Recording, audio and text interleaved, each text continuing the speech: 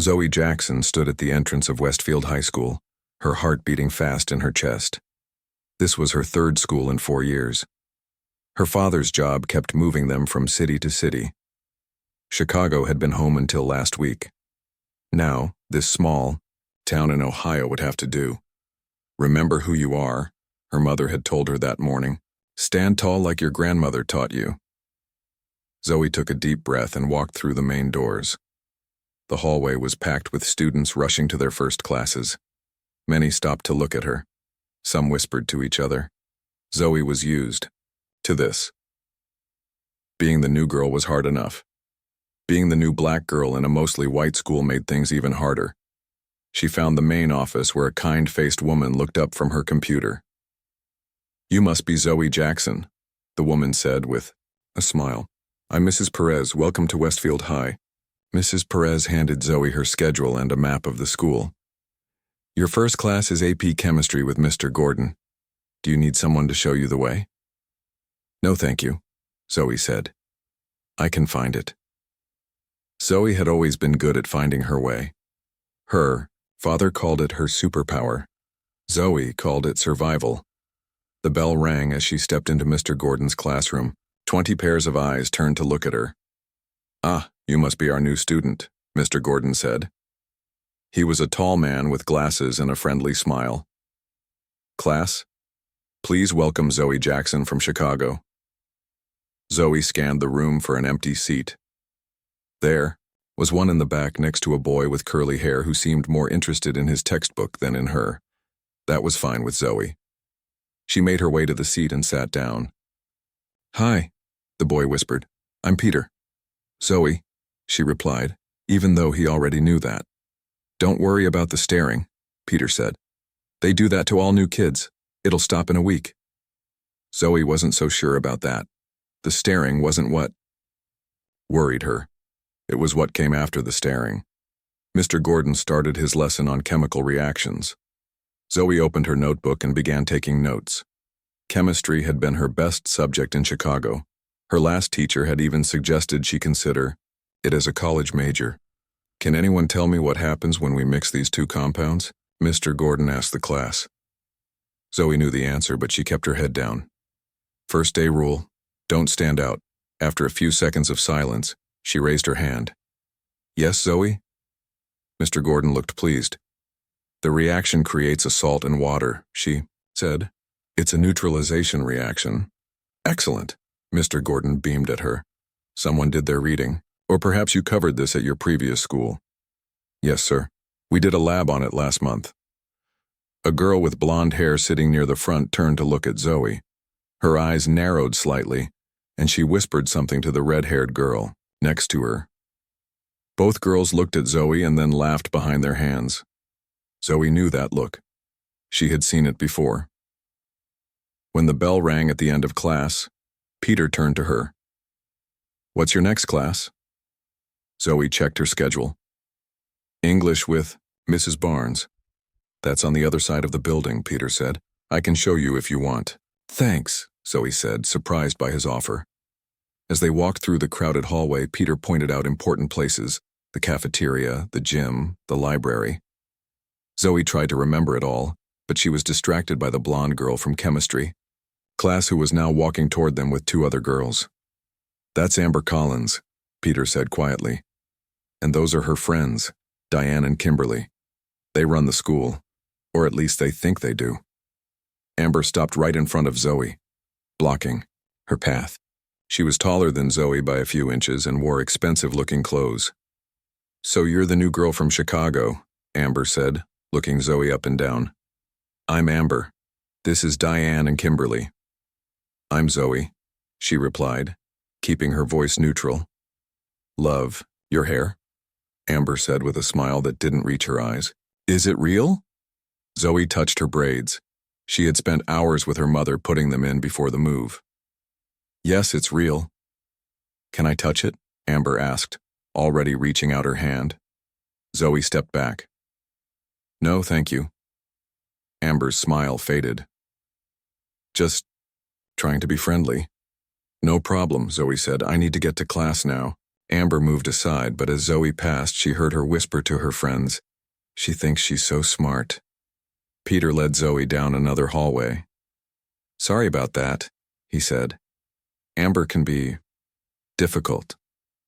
"I've met girls like her before," Zoe said. "They don't scare me." But that wasn't entirely true. Girls like Amber were exactly why Zoe hated being the new kid. They saw her as a threat or a curiosity, never just another student. The rest of the morning went by quickly. In each class, Zoe introduced herself when asked and spoke only when called on. She kept her answers short and tried not to show off how much she knew. By lunchtime, she felt exhausted from the effort of being invisible. The cafeteria was loud and crowded. Zoe looked for an empty table but couldn't find one. "Zoe, over here!" a voice called out. A girl with dark hair was waving at her from a table, near the window. It was someone from her English class. "I'm Olivia," the girl said as Zoe approached. "You can sit with us if you want." Us included Peter from chemistry class and two other students Zoe hadn't met yet. "This is Sam and this is Maya," Olivia said, pointing to each person. "We're the welcome committee for new students." "There's a welcome committee?" Zoe asked as she sat down. "Not officially," Olivia laughed. "But we all know what it's like to be new. I moved here last year from Florida. I was new 2 years ago," Peter added, "from California." Zoe felt herself relax a little. Maybe this school wouldn't be so bad after all. Then she noticed Amber and her friends sitting at a large table in the center of the cafeteria. They kept looking over at Zoe's table and talking. Several times they laughed loudly. "Just ignore them," Olivia said, following Zoe's gaze. "That's what we all do." After lunch, Zoe had math, history, and gym. In each class, she found herself answering questions correctly when called on. She couldn't help it. She had always been a good student. Her parents had made sure of that. "Education is the one thing no one can take from you," her father always said. By the end of the day, Zoe had a feeling that she had made things worse for herself. Several teachers had praised her answers. In history, Mr. Russell had even asked her to share her thoughts on the civil rights movement, since she had studied it extensively at her previous school. As Zoe was putting her books in her new locker, she felt someone watching her. She turned to see Amber and her friend standing nearby. "Quite the first day, wasn't it?" Amber said. "Teacher's new favorite." "I'm just trying to keep up," Zoe said. "Sure you are," Amber smirked. "Just remember, this is our school. We have a certain way of doing things here." "I'll keep that in mind," Zoe said.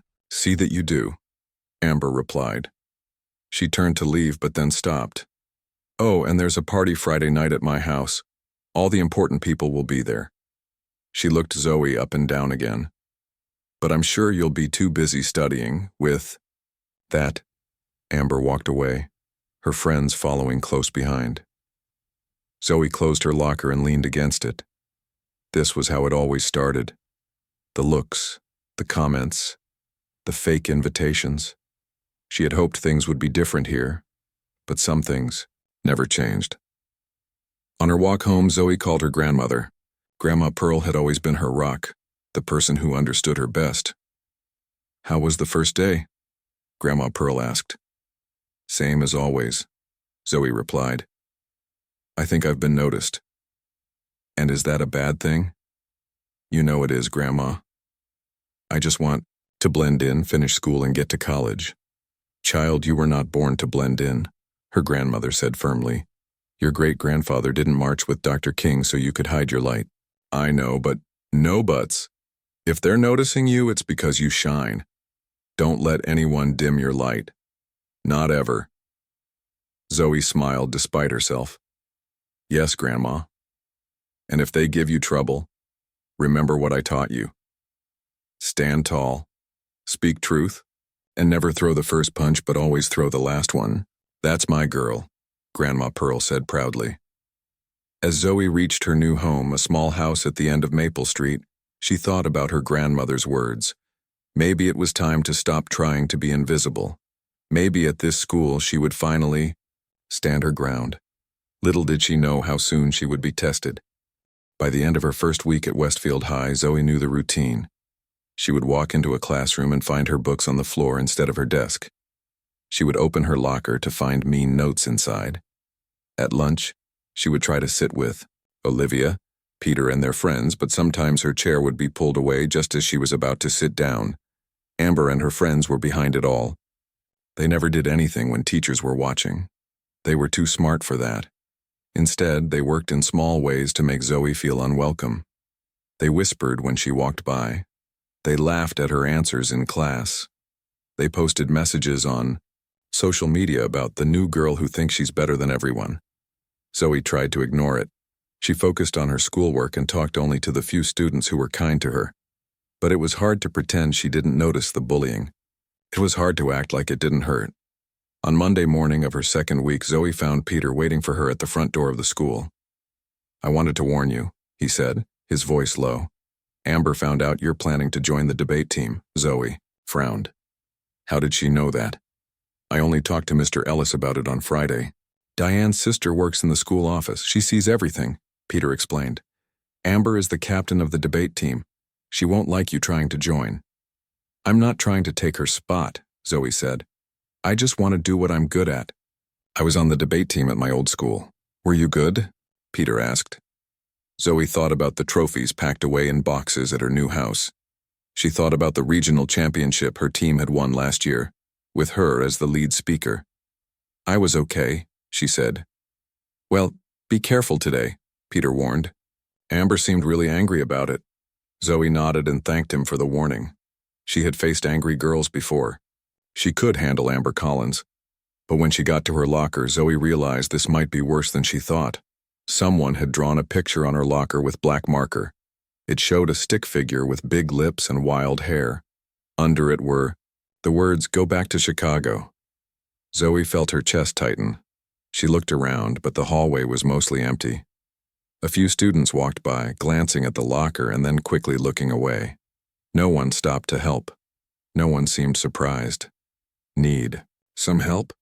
a voice asked from behind her. Zoe turned to see the school janitor, an older black man with kind eyes and gray hair. His name tag read, Mr. Jackson. "Any relation?" he asked with a gentle smile, pointing to the name on her locker. "Not that I know of," Zoe replied. Mr. Jackson shook his head at the drawing. "Some kids never learn," he said. He pulled out a cloth and a small bottle of cleaner from his cart. "I can take care of this. You should report it, though." "What's the point?" Zoe asked. "They'll just do it again." "Maybe," Mr. Jackson agreed. "But maybe not if they face consequences." He started cleaning the marker off the locker. "My daughter went to this school 15 years ago. Faced the same kind of nonsense. Now she's a doctor in Columbus."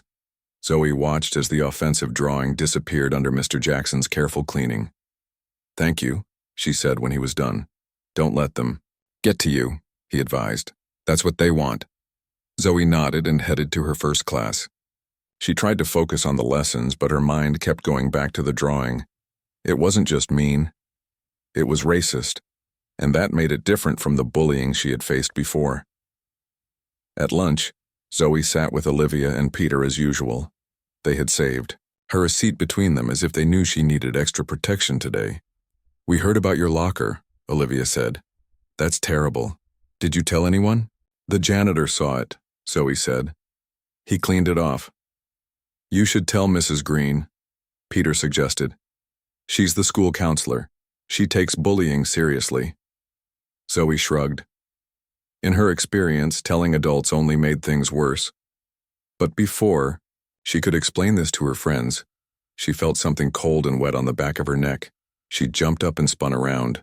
Amber stood behind her with an empty cup in her hand. Diane and Kimberly were at her sides, trying not to laugh. "Oops," Amber said with fake concern. "My milk just slipped. So sorry." Zoe felt the cold milk running down her back, soaking into her favorite blue sweater. The sweater her grandmother had given her for her birthday. The one with tiny silver stars woven into the fabric. For a moment, Zoe couldn't speak. She felt her hands shaking, not from fear, but from anger. Deep, burning anger that made her want to grab Amber's perfect blonde hair and pull until she cried. But then she heard her grandmother's voice in her head. Never throw the first punch. Instead, Zoe took a deep breath and said, "You did that on purpose." "Prove it," Amber challenged. The cafeteria had gone quiet. Everyone was watching. "I don't need to," Zoe replied, keeping her voice steady. "We both know what you did. And we both know why." "I don't know what you're talking about," Amber said, but her smirk gave her away. "You're scared," Zoe continued. "You're scared because Mr. Ellis told you I was joining the debate team. You're scared because your teachers like me. You're scared because I don't need you to like me." Amber's smirk faded. Her face turned red. "You don't know anything about me," she hissed. "I know enough," Zoe said. She picked up her napkin and wiped the milk from her neck. "And by the way, I was the debate champion at my old school. Regional champion. So maybe you should be scared." With that, Zoe walked out of the cafeteria with as much dignity as she could manage. She went straight to the bathroom, where she tried to clean the milk from her sweater. It was no use. The milk had soaked in, leaving a large stain. As she looked at her reflection in the mirror, Zoe felt tears forming in her eyes. She blinked them away. She would not cry. Not here. Not where anyone could see. The bathroom door opened, and Olivia came in with a gym shirt in her hand. "I thought you might need this," she said, holding out the shirt. "It's clean. I always keep an extra one in my locker." Zoe took the shirt gratefully. "Thanks," she said. "What you did out there was brave," Olivia told her. "No one stands up to Amber like that." "I shouldn't have lost my temper," Zoe said. "My grandma always says to keep calm when facing bullies." "Your grandma sounds wise," Olivia said. "But sometimes bullies need to hear the truth." Zoe changed into the gym shirt, tucking it into her jeans. It wasn't her style, but it was better than a milk-stained sweater. "Why does Amber hate me so much?" she asked Olivia. "She doesn't even know me." Olivia leaned against the sink. "Amber's dad owns half the businesses in town. She's used to getting whatever she wants. And what she wants is to be the star of this school. The smartest, the most popular. When you showed up, the teachers started praising you instead of her. That's not my fault," Zoe protested. "I know that. But Amber doesn't care about fair. She only cares about winning." Zoe thought about this. She had met girls like Amber before, but never one with so much power over other students. This wasn't just about ignoring the bullying anymore. She needed to find a way to stop it. After school, instead of going straight home, Zoe went to see Mrs. Green, the school counselor. Peter had said she took bullying seriously. It was worth a try, Mrs. Green was a middle-aged woman with short gray hair and glasses. Her office was filled with plants and had inspirational posters on the walls. "Zoe Jackson," Mrs. Green said warmly when Zoe entered. "I've been hoping you'd stop by. How are you settling in?" "Not great," Zoe admitted. She told Mrs. Green about everything. The notes in her locker, the drawing, the milk incident. She didn't mention names, but she could tell Mrs. Green knew who was responsible. "I'm sorry this is happening," Mrs. Green said when Zoe finished. "Bullying is never acceptable, and racist bullying is especially serious. I can speak to the students involved, but it might make things worse," Zoe finished for her. "It might," Mrs. Green agreed. "These situations can be complicated. The students you're describing come from powerful families in this town." Zoe felt her hope fading. Even the counselor was afraid of Amber and her friends. However, Mrs. Green continued, "That doesn't mean we do nothing. I've been working on a new approach to conflict resolution. It's called restorative justice. Would you be interested in learning more about it?" Zoe nodded, not sure what this meant, but willing to hear more. As Mrs. Green explained her ideas, Zoe began to think that maybe, just maybe, there was a way to handle this situation that would actually change things, not just for her, but for any student who might face bullying in the future. What she didn't know was that Amber Collins was already planning her next move, one that would push Zoe to her limits and force her to choose between backing down and fighting back. The next day, Zoe found a note in her locker. Unlike the mean notes from before, this one was written on pink paper and sealed in an envelope. Zoe opened it carefully, half expecting something nasty to fall out. Instead, she found a neatly written message. Zoe, I'm sorry about yesterday. The milk thing was a stupid joke that went too far. I want to make it up to you.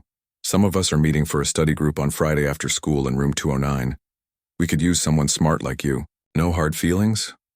Amber. Zoe read the note twice, not sure what to think. Was Amber really sorry? It seemed unlikely. But maybe the talk with Mrs. Green had worked. Maybe Amber had gotten in trouble and was trying to fix things. What's that? Peter asked, coming up beside her. Zoe showed him the note. Peter's eyebrows went up as he read it. Do you believe her? He asked when he finished. Not really, Zoe admitted. But what if she is sorry? Shouldn't I give her a chance? Peter looked doubtful. Amber doesn't apologize. Not for real. This feels like a trap. Zoe put the note in her pocket. She would think about it. Part of her wanted to believe that Amber could change, that they could even be friends. But another part, a wiser part, was suspicious. During lunch, Olivia had the same reaction as Peter. Don't go, she warned. Room 209 is hardly ever used. It's perfect for an ambush. An ambush? Zoe repeated. This isn't a war, isn't it? Olivia asked. Amber has been attacking you since day one. Now suddenly she wants to be friends? I don't buy it. Zoe had to admit they had a point. But she also knew that avoiding Amber and her friends wouldn't solve anything. The bullying would continue, maybe even get worse. After school, Zoe went to see Mrs. Green again. She showed her the note. What do you think? She asked. Should I go? Mrs. Green studied the note. I did speak with Amber yesterday, she said. She denied bullying you, of course, but I made it clear that any further incidents would have serious consequences. So you think she's really sorry? Mrs. Green handed the note back. I think Amber is smart. She knows she's being watched now. This could be a genuine attempt to make peace.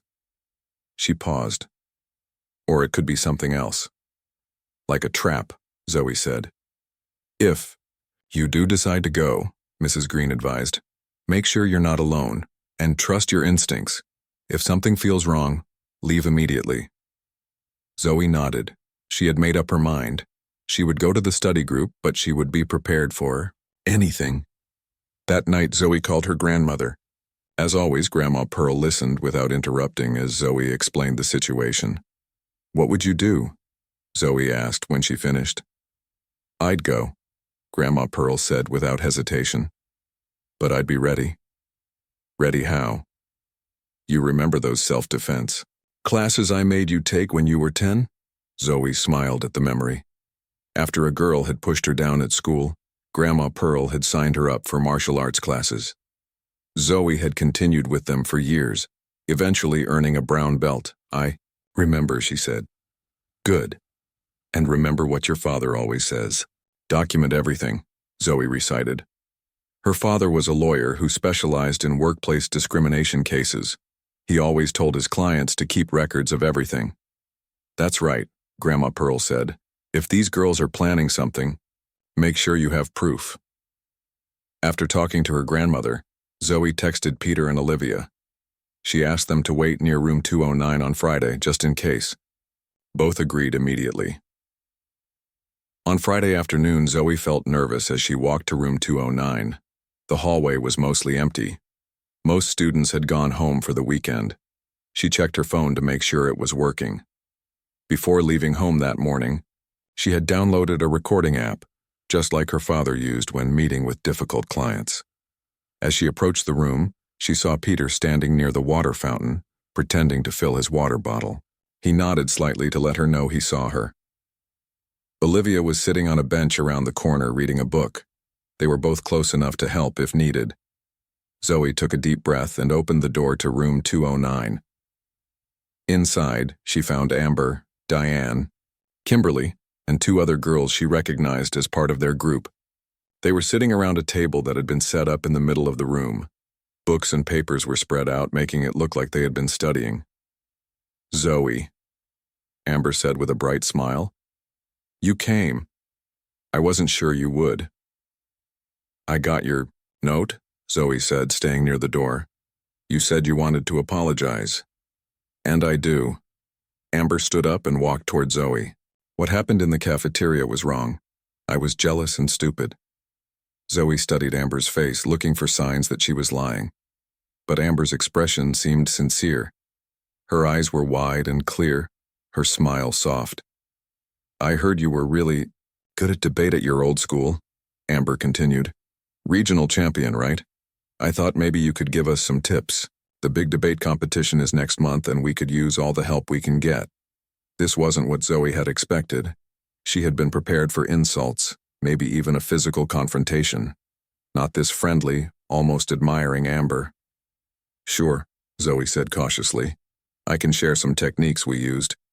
"Great." Amber moved back to the table. "Have a seat. We were just discussing the topic for the competition. It's about whether social media companies should be responsible for monitoring hate speech."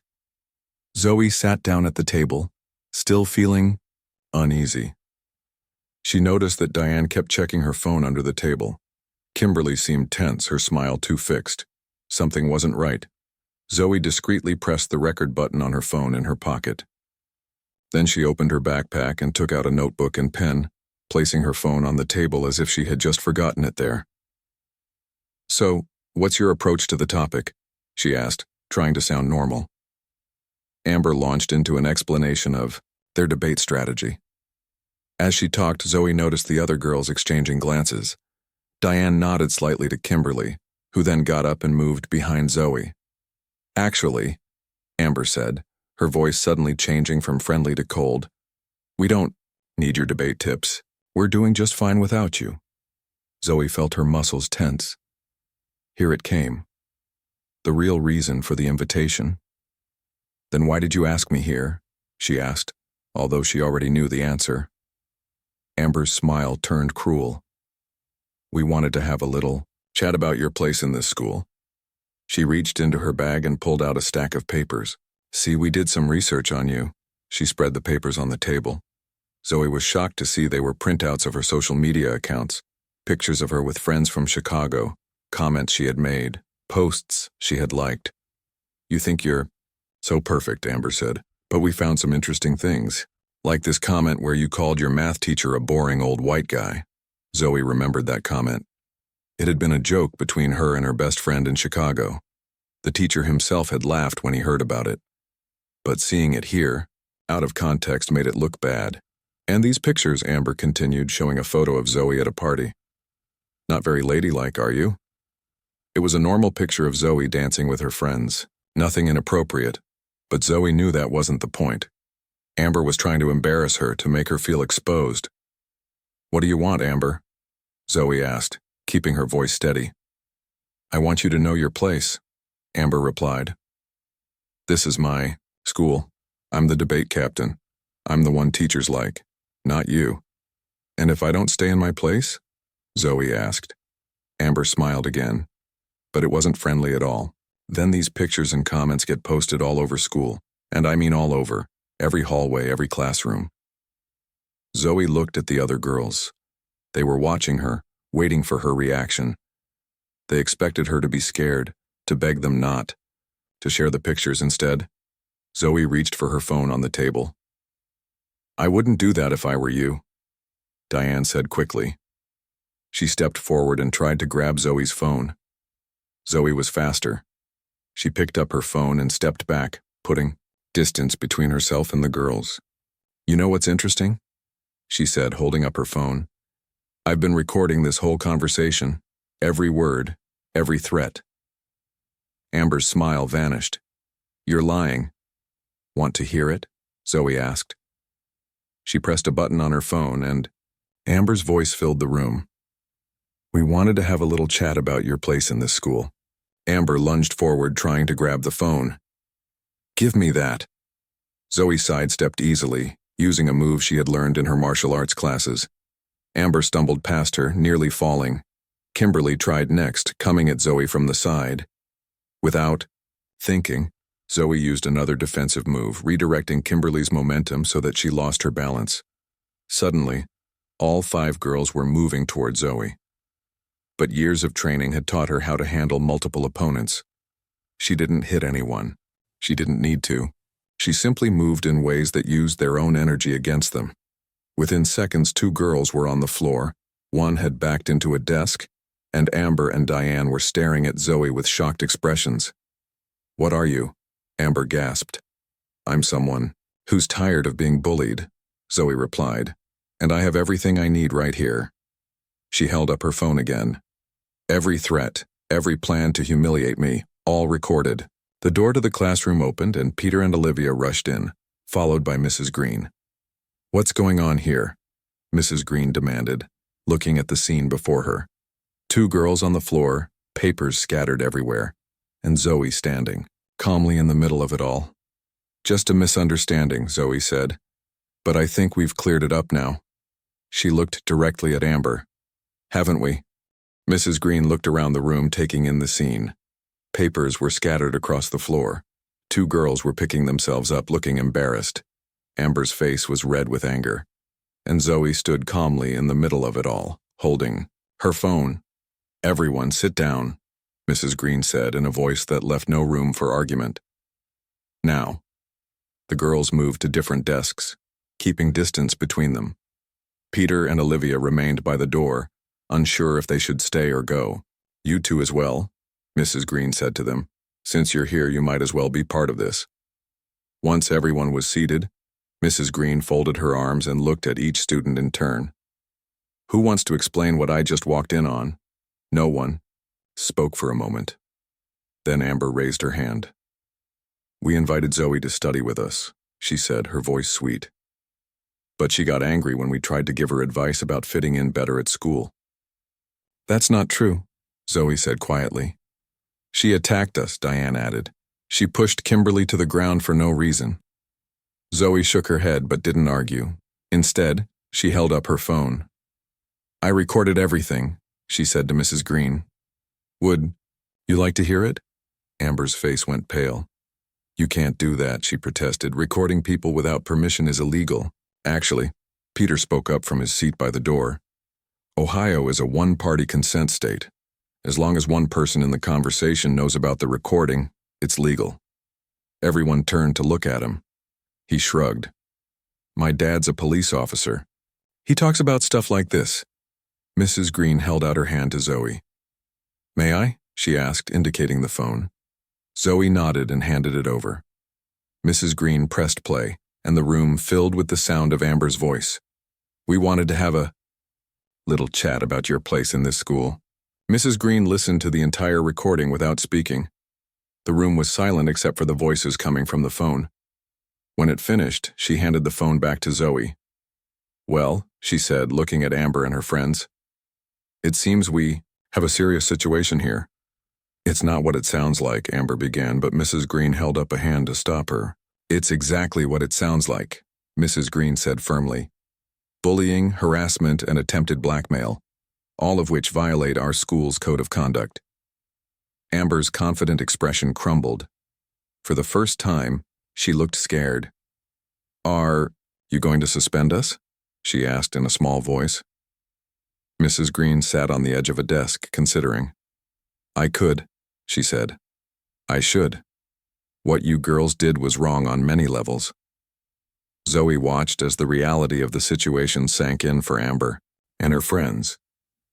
Their faces showed fear, not just of punishment, but of what their parents would say, of how this would affect their perfect records, their college applications, their reputations. "Please don't," Amber whispered. "My dad will kill me if I get suspended." Zoe thought about Amber's father, the man who owned half the businesses in town, the man who had taught his daughter that she could do whatever she wanted without consequences. For the first time, Zoe felt something close to pity for Amber. "Mrs. Green," Zoe said, making a decision.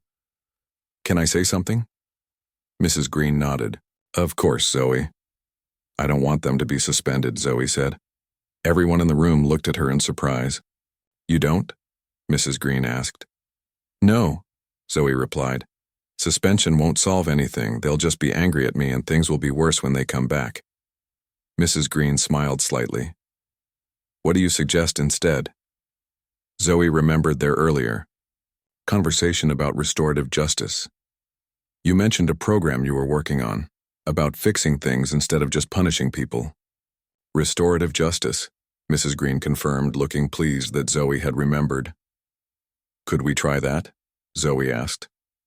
"I think it would be better than suspension." Amber looked confused. "What's restorative justice?" "It's an approach that focuses on repairing harm rather than just punishing the person who caused it," Mrs. Green explained. "It involves the victim, the offender, and often the community in finding solutions." "I don't understand," Diane said. "What would we have to do?" Mrs. Green turned to Zoe. "Since you're the one who was harmed, what do you think would help repair the damage?" Zoe thought carefully before answering. "I think they should have to learn about the impact of bullying," she said. "Maybe volunteer with younger kids who have been bullied. And I think they should have to learn about racism too, since some of their bullying was about my race." Mrs. Green nodded. "That sounds reasonable. What else?" "I want a real apology," Zoe continued. "Not just to me, but to anyone else they've bullied. And I want them to delete any embarrassing pictures or posts they have of other students." Amber looked like she wanted to protest, but she stayed quiet. "And one more thing," Zoe added. "I still want to join the debate team. Not to take Amber's place as captain, but because I enjoy debate. I think we could actually make a good team if we tried." Mrs. Green looked impressed. "Those are thoughtful suggestions, Zoe." She turned to Amber and her friends. "What do you think? Would you be willing to participate in this process instead of facing suspension?" The girls looked at each other. Finally, Amber spoke. "We don't really have a choice, do we?" "There's always a choice," Mrs. Green replied. "But there are also consequences for the choices we make. Right now you can choose between suspension or participating in restorative justice. Both have consequences, but one gives you a chance to make things right." Amber thought for a moment, then nodded. "Fine. We'll do the restorative justice thing." "All of it?" Mrs. Green pressed, "including allowing Zoe to join the debate team?" "Yes," Amber said, though she didn't sound happy about it. "Good." Mrs. Green stood up. "We'll start on Monday. I'll need to speak with all of your parents about this, and I'll need written agreements from each of you." She looked around the room at each student. "This doesn't erase what happened, but it's a step toward making things better." She turned to Zoe. "Thank you for suggesting a more constructive solution." As the girls gathered their things to leave, Amber approached Zoe. Her friends waited by the door, watching nervously. "Why, did you do that?" Amber asked quietly. "Why didn't you just let us get suspended? You had the proof. You had us." Zoe looked at Amber, seeing past the pretty face and expensive clothes to the insecurity beneath. "Because suspension wouldn't teach you anything," she said. "And I think you have a lot to learn." Amber didn't respond, but for a brief moment her expression changed from anger to something like respect. Then she turned and left with her friends. Peter and Olivia came over to Zoe. "That was amazing," Olivia said. "I can't believe you stood up to all 5 of them and those moves. Where did you learn to do that?" "My grandmother made me take self-defense classes when I was younger," Zoe explained. "I never thought I'd actually use the training." "Well, it was impressive," Peter said. "Like something from a movie." Mrs. Green, who had been talking quietly with Amber and her friends in the hallway, came back into the room. "Are you all right, Zoe?" she asked. "That was quite an ordeal." "I'm okay," Zoe said. "Just tired." "You showed remarkable composure," Mrs. Green said. "And compassion. Not many students would have offered an alternative to suspension after what you've been through." Zoe thought about her grandmother's words. Stand tall, speak truth, and never throw the first punch but always throw the last one. She hadn't needed to throw any punches today. Her words and actions had been enough. "Do you think it will work?" she asked Mrs. Green. The restorative justice? It's not a perfect solution, Mrs. Green admitted, and it will take time. But I believe it has a better chance of creating real change than suspension would. As they left the room, Zoe felt lighter than she had in weeks. The bullying wasn't over. The problems weren't solved. But for the first time since coming to Westfield High, she felt like she belonged. Not because the other students accepted her, but because she had claimed her place. On her way home, Zoe called her grandmother to tell her what had happened. "You didn't hurt any of them, did you?" Grandma Pearl asked when Zoe described using her martial arts training. "No, Grandma," Zoe assured her. "I just used defensive moves, like you taught me. No one got hurt." "Good," Grandma Pearl said. "That's how it should be. Strong enough to stand your ground, but wise enough to know when not to fight." "I think they might leave me alone now," Zoe said. "At least for a while." "Maybe," her grandmother replied. "Or maybe you've started something important, something bigger than just stopping a few bullies."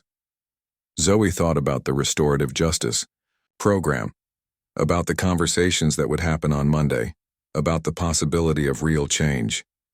"I hope so, Grandma," she said. "I really hope so." On Monday morning, Zoe walked into school feeling different. Students still looked at her in the hallway, but now their looks were curious rather than mean. Word had spread about what happened in room 209. Stories circulated about how Zoe had stood up to Amber and her friends. Some versions claimed that Zoe had fought off all 5 girls using karate moves. Others said that she had blackmailed Amber into backing down. None of the stories got it exactly right, but Zoe didn't bother correcting them. At her locker, she found Peter waiting for her. "Ready for today?" he asked. "I think so," Zoe replied. She and Amber's group were scheduled to meet with Mrs. Green after school for their first restorative justice session. Zoe wasn't sure what to expect. "Everyone's talking about you," Peter said. "You're like a hero to some of the younger kids, especially the ones Amber and her friends have picked on before." Zoe shook her head. "I'm not a hero. I just stood up for myself." "That's more than most people do," Peter pointed out. Throughout the day, Zoe noticed Amber and her friends keeping their distance. They didn't look at her in class. They didn't whisper when she walked by. At lunch, they sat at their usual table, but they were quieter than normal. After the final bell rang, Zoe went to Mrs. Green's office as planned. Amber, Diane, and Kimberly were already there, sitting in a circle of chairs. The other 2 girls who had been in room 209 were missing. Lisa and Megan's parents opted for suspension instead of the restorative justice program, Mrs. Green explained when she saw Zoe looking at the empty chairs. "Their choice." Zoe nodded and took a seat across from Amber. The tension in the room was thick enough to touch. "Before we begin," Mrs. Green said, "I want to thank all of you for choosing this path. It takes courage to face the people we've hurt, and it takes courage to face the people who have hurt us." She turned to Amber and her friends. "I've spoken with each of your parents about what happened. They've agreed to let you participate in this program instead of facing suspension, but they expect you to take it seriously." The girls nodded, looking nervous. Zoe guessed that their parents had not been happy about the situation. "So how does this work?" Diane asked. "Do we just say sorry, and that's it?" "No," Mrs. Green replied. "A real apology is just the beginning. This program has several parts. First, we talk about what happened and how it affected everyone involved. Then we discuss what needs to happen to make things right. Finally, we create a plan to prevent similar problems in the future." She looked at each girl in turn. "This isn't a one-day fix. We'll meet twice a week for the next month. You'll also be working on individual and group assignments between our meetings." Amber sighed loudly. "That's a lot of work just to avoid suspension." "It is," Mrs. Green agreed, "because fixing the harm you've caused takes more effort than simply accepting punishment. The question is whether you're willing to put in that effort." For a moment, Amber looked like she might refuse. Then she glanced at Zoe and seemed to remember the recording. "Fine," she said. "Let's just get started." The first session was hard. Mrs. Green asked each girl to describe what had happened in room 209 from her perspective. When it was Amber's turn, she tried to minimize her actions, claiming she had just been playing a joke that got out of hand. "Is that how you remember it, Zoe?" Mrs. Green asked. Zoe shook her head. "You threatened to post private pictures of me around the school," she reminded Amber. "You told me to know my place.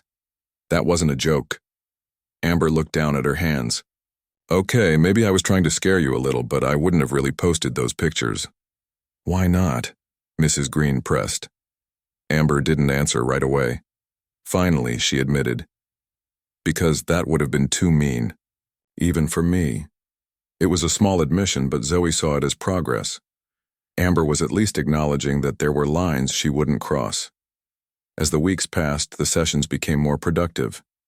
Mrs. Green brought in younger students who talked about how bullying had affected them. She assigned books and articles about the impact of racism in schools. She had the girls volunteer with an anti-bullying program at the middle school. At first, Amber and her friends treated these assignments as punishment to be endured. But slowly, something began to change. Diane was the first to show a genuine interest in the anti-bullying program.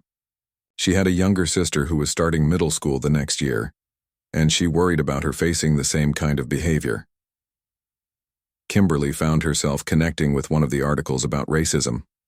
Her grandmother had come to America from Korea and had faced discrimination. She had never thought about how her treatment of Zoe might be part of the same problem. Even Amber started to change, though more slowly than the others. The breakthrough came during their third week, when Mrs. Green asked each girl to share a time when she had felt excluded or targeted. Amber was reluctant to participate, but eventually she told a story about her first day of kindergarten. Her mother had dressed her in an expensive outfit that the other kids had made fun of.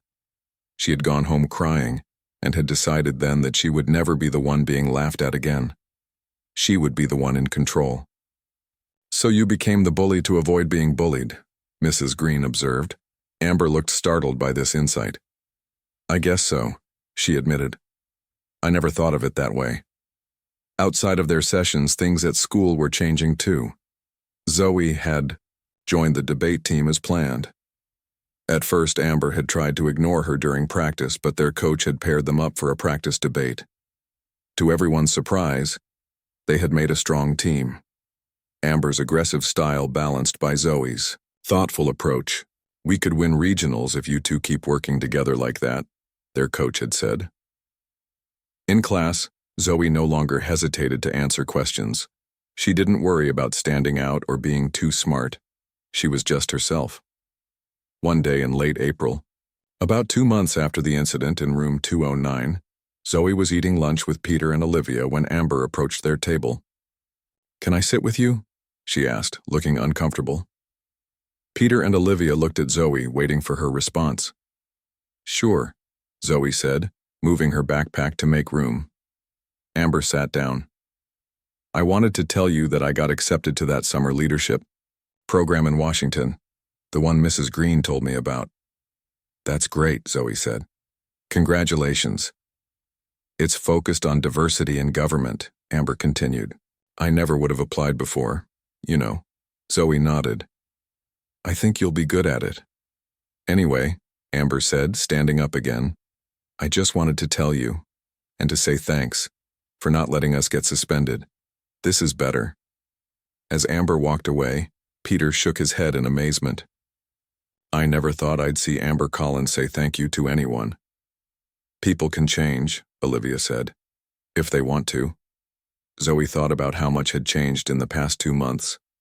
The bullying had stopped, not just for her, but for other students, too. The restorative justice program was being expanded to include more students, and she had found her place at Westfield High, not by hiding who she was, but by standing strong. That evening, Zoe's family had a special dinner to celebrate her grandmother's visit. Grandma Pearl had come to town for the regional debate championship, which Zoe and Amber would be competing in the next day. "So, how does it feel?" Grandma Pearl asked as they sat around the dinner table. "Being the girl who changed things." "I didn't change things by myself," Zoe said. Mrs. Green had been working on the restorative justice program for a long time, and Amber and her friends had to be willing to change. But you were the catalyst, her father said proudly. You stood up when it would have been easier to back down. I remembered what you taught me, Zoe told her grandmother. Stand tall, speak truth, and never throw the first punch but always throw the last one. Grandma Pearl smiled. You know, your great-grandfather didn't just march with Dr. King because he was brave. He did it because he believed that change was possible, that even the hardest hearts could be opened. Zoe thought about Amber. Her heart hadn't been hard, just protected by walls built from her own fears and insecurities. Once those walls started to come down, she had been capable of change. I think he was right, Zoe said. Change is possible. It's not easy and it doesn't happen overnight, but it's possible. As she helped clear the dishes after dinner, Zoe looked out the window at her new neighborhood. Westfield wasn't Chicago. It wasn't perfect, but it was starting to feel like home. And tomorrow, when she and Amber took the stage for the debate championship, they wouldn't just be competing for a trophy. They would be showing their school, their town, and themselves that sometimes the biggest mistakes could lead to the most important changes. Sometimes, when bullies targeted the new black girl, it wasn't just a huge mistake for them. Sometimes it was the beginning of something better for everyone.